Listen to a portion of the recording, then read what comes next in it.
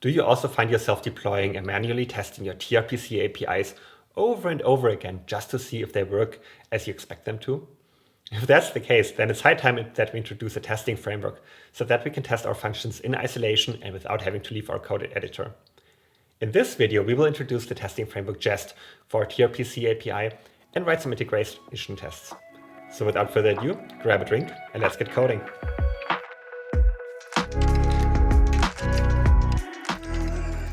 To get us started, let's create a new React app. For that, we will be using the create t3 app.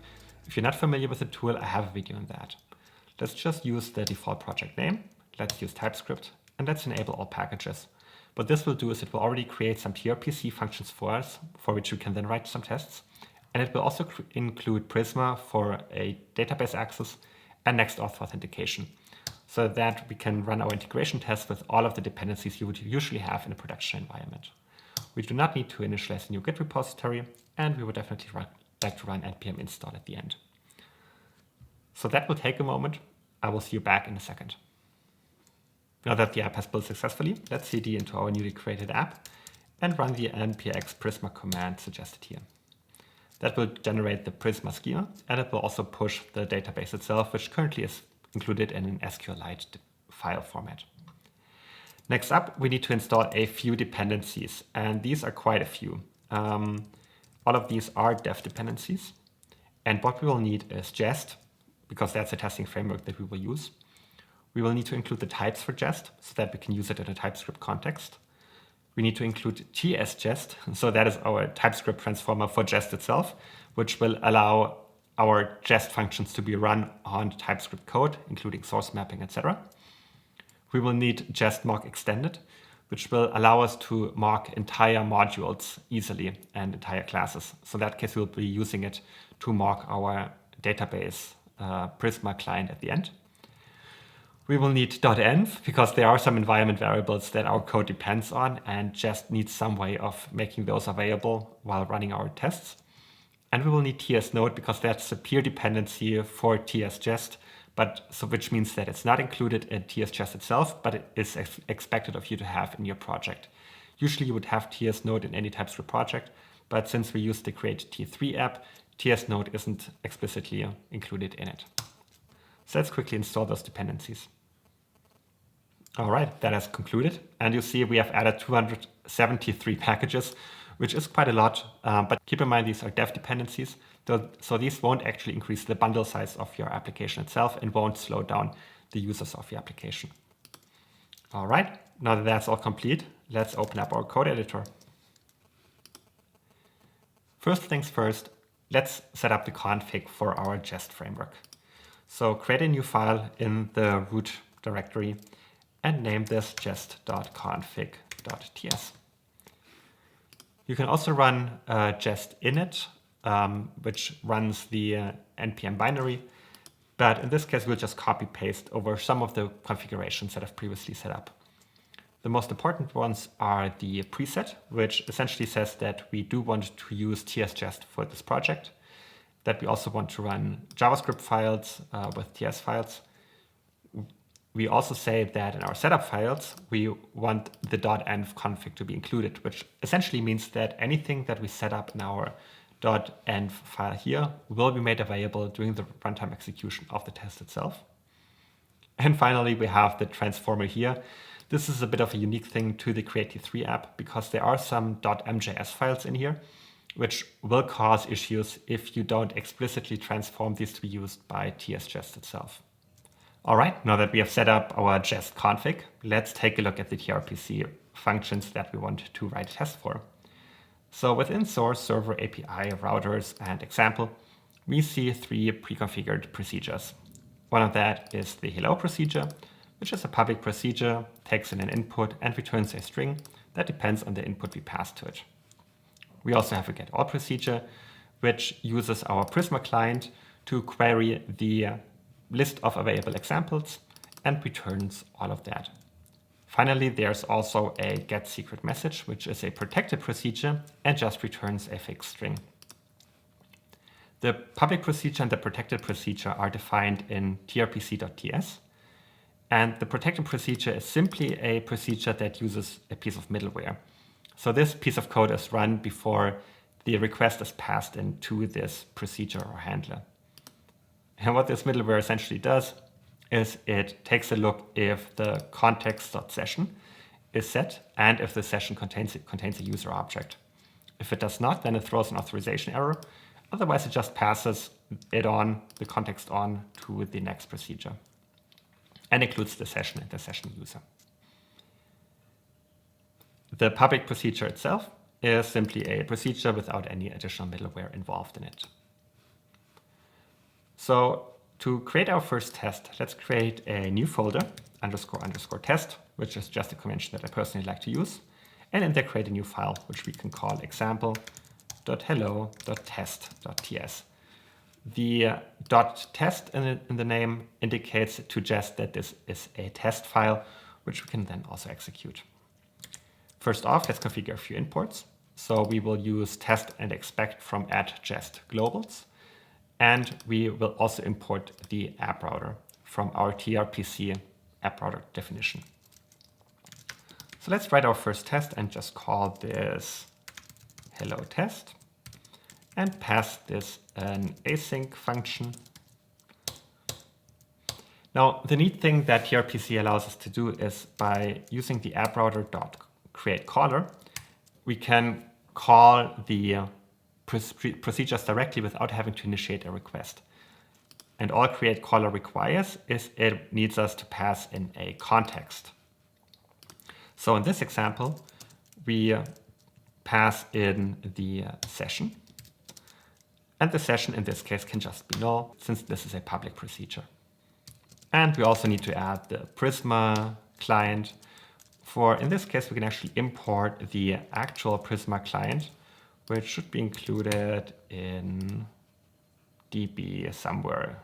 1, 2, 3. There we go.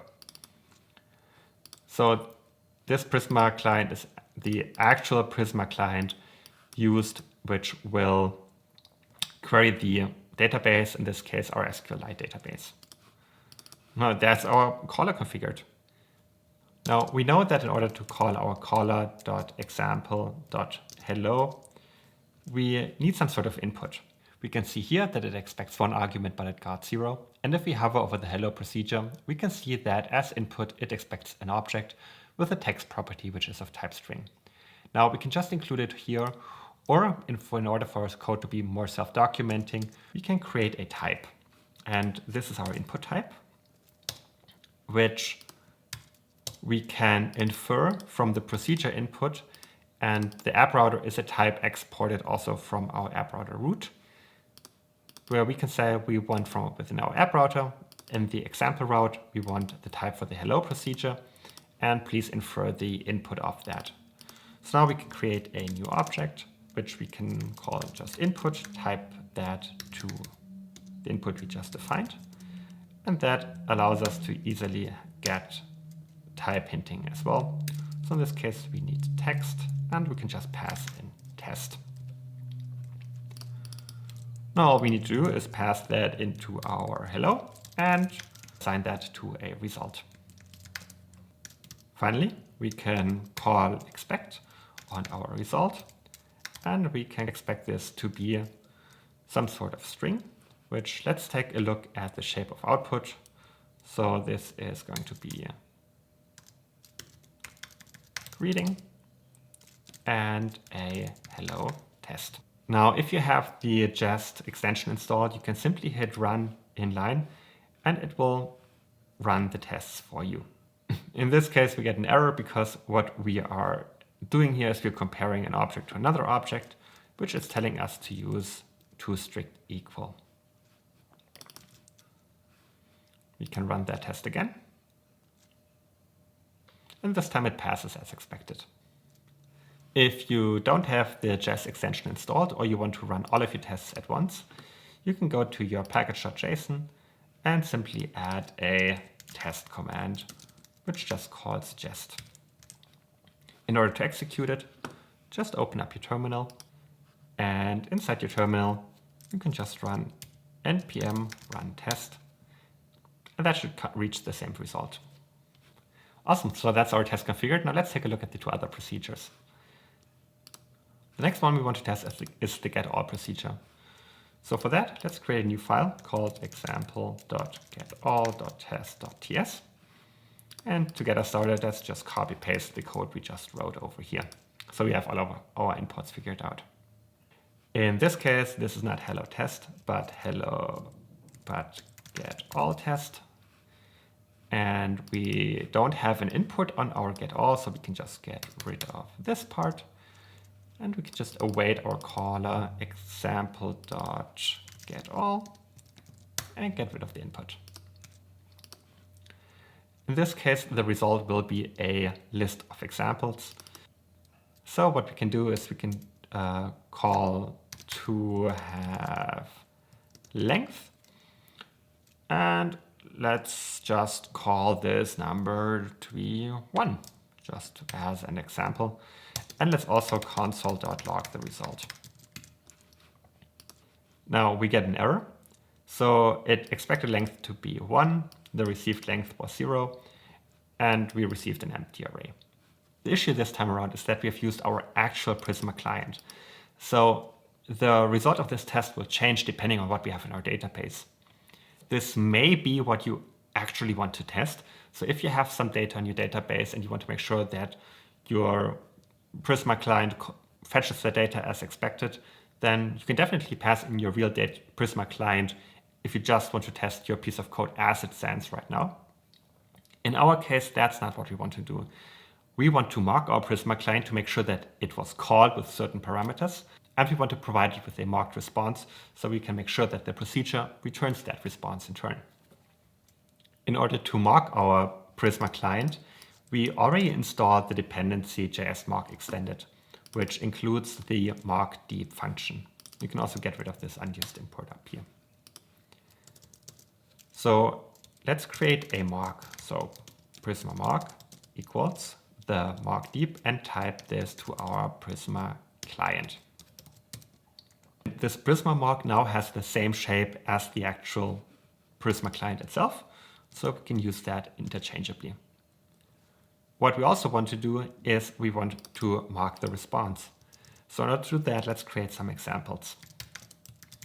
Call this mock output, type this to an array of example, which this type was created when we run Prisma generate or Prisma db push.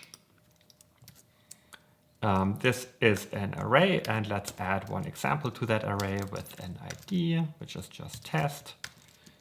Created add, which I assume takes in a date, so we can just call new date.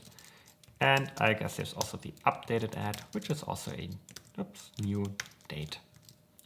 Now in this Prisma mock, we have access to all methods. And we can see in the getAll procedure what is called is prisma.example.findMany. So let's do just that. Let's use our Prisma mock.example.findMany. And then there is this mock resolved value, which we can just return our mock output.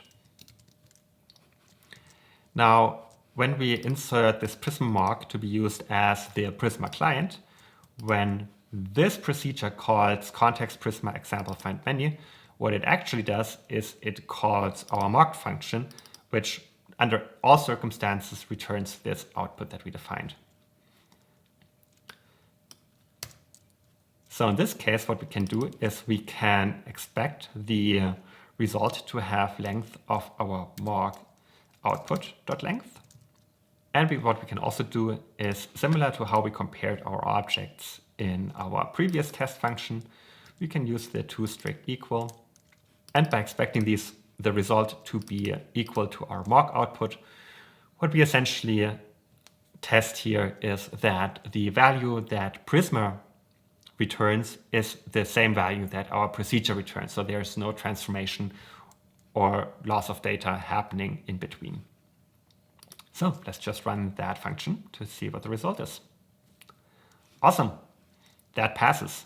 So we can see that now we have successfully mocked this implementation. Finally, let's create a new function for or new test for the get secret message. So create a new file, example.getSecretMessage.test.ts. Now this is getting a little verbose, but whatever. And once again, since we don't call Prisma, we can just use the actual client. So copy paste our example.hello.test. This also doesn't take an input, so we can just get rid of that as well. We are calling a different procedure, which is getSecretMessage. Get rid of that input here as well. Can remove some of our unused dependencies. And the result type is just string, and the string should be this message. So let's just copy that. Since we're no longer comparing objects, it can just be to B. And we already had quotation marks at our string. If we run this test, we can expect to run into an error. The reason is that the session we're passing in here is null, but our tRPC middleware is expecting session to be set to some type of user. So there's this tRPC error unauthorized. So in this case, we can create a new user or a new session. So the session is typed to session. Call this mock session, type of session. And this, I assume, is the next auth session. It expires in, takes in a string. So let's say new date to ISO string, I would assume. And we have a user object. Let's just save that to format. The user takes in an ID, which contains a string. So test user ID. And the user also has a few optional fields. And we can provide a name, just why not. And this name will be test user, even though that is probably not even used. So instead of passing a null, let's pass in the mock session and hit run. And this time we see that our test has passed. Once again, if we want to run all of our tests, we can simply open up our terminal and run npm run test all over again. And this will get us the result of all our tests that it recognizes, which is used by the .test.ts file name. Awesome, that's already basically all there is to the magic. There is one piece of convention that might help you to more easily construct your tests. What you can see in the create caller is that we always recreate our context object. What tRPC does purely by convention is that there is this create inner context function, which takes in some objects and returns the context object. This is used by the create tRPC context function itself, which essentially just executes it and passes in some values of its own. In this case, the session, which it gets from next auth. We could make our life a little easier by exporting this create inner tRPC context. And in the create context options, you can add in an optional Prisma client to be passed in. What this would allow us to do is we can add it here if it's available. Otherwise, we just use the actual Prisma client implementation. This doesn't change how create tRPC context would call the create tRPC inner context. But what we can now do, for example, in our hello.test is instead of manually creating this object, we can use the function itself, import it. And in this case, we have the session, which we can cast to null, define to null. This doesn't look better than it did before because we're essentially still defining the same things. But if you have some logic defined inside your create inner tRPC context, then it might be easier to just reuse it that way instead of redefining it every single time. That's just something that might make your life easier. It might not. It's your choice. Finally, there's one thing I would like to mention. If you look at the create T3 docs and you search for test, you will get to a sample integration test of the tRPC API, and you will see them using Vitest. Now, Vitest is a lot newer of a testing framework. It's a lot leaner and potentially faster. The issue that I've encountered with it is that it's not yet on version 1.0, which means that the API is at times buggy and you can expect a few breaking changes. Now, if there's one thing I don't want my testing framework to do is be an additional source of bugs, which is why I went with the Jest framework here. On the other hand, Vitest has a lot fewer dependencies of its own. It's a lot leaner of a package in general. So if you want to play around with that and you're feeling a little experimental and you don't want to have the entire overhead of including all of the Jest dependencies, definitely give Vitest a try and let me know what you think. There's a lot more to explore with Jest, but just by having these few basic tools at your disposal, you can already drastically speed up your development time. As always, if this video has been helpful to you, I would greatly appreciate a like and make sure to subscribe for future videos. Generally, there are good arguments for and against test-driven development, but no matter where you stand on the debate, the ability to quickly write a test for a piece of code is always better than having to deploy and manually test it. This is especially true once authentication and databases are involved, as these complicate manual testing further. Leave a comment below if you would like to see more in-depth videos on tRPC in the future. Thank you for sticking around until the end, and as always, happy coding.